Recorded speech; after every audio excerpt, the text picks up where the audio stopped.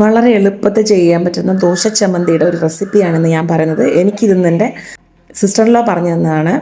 ഒരേ ഒരു വലിയ ഉള്ളി മാത്രം മതി, നമുക്കൊരു 9-10 ദോശയ്ക്ക് വരെ സൈഡ് ഡിഷായിട്ട് ഉപയോഗിക്കാൻ പറ്റും. ഈ ഒരു ഉള്ളിയെ നമുക്ക് ചെറുതായിട്ടൊന്ന് കട്ട് ചെയ്ത് ഒന്ന് വഴറ്റി കൊടുക്കാം എണ്ണയിൽ. ഏത് എണ്ണയാണോ എടുക്കാം, വെളിച്ചെണ്ണയോ കടലെണ്ണയോ എന്തെങ്കിലും ഒരു എണ്ണയിൽ നന്നായിട്ടൊന്ന് വഴറ്റി കൊടുക്കാം. എന്നിട്ടിപ്പോൾ അതിലാവശ്യമായ കുറച്ച് ഉപ്പ്, ഒരു കഷ്ണം പുളി എന്നിവ കൂടെ ചേർത്ത് വഴറ്റി കൊടുക്കാം. ഉള്ളിയുടെ കളറൊന്ന് മാറുമ്പോൾ സ്റ്റവ് ഓഫ് ചെയ്തിട്ട് നമുക്കതിലേക്ക് 2 സ്പൂണ് പൊരികടല ചേർത്ത് കൊടുക്കാം. അതോടൊപ്പം എരിവിനായിട്ട് 2 പച്ചമുളകോ വറ്റൽമുളക് പൊടി ഇതിലേതെങ്കിലും ഒന്നിട്ട് നന്നായിട്ടൊന്ന് വഴറ്റിയെടുക്കാം. നന്നായിട്ട് തണുത്തതിന് ശേഷം ഒരു മിക്സി ജാറിലിട്ട് നന്നായിട്ടൊന്ന് അടിച്ചെടുക്കാം. ചൂടുവെള്ളം തന്നെ ഒഴിച്ചു കൊടുക്കണം. പിന്നെ ഇത് നമുക്ക് ചൂടാക്കേണ്ട ആവശ്യമൊന്നുമില്ല.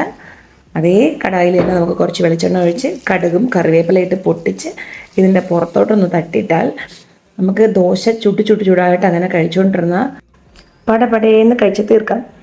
ഇതെല്ലാവരും ഒന്ന് ചെയ്ത് നോക്കണേ. വളരെ ടേസ്റ്റിയും ഈസിയുമാണ്. Comment below.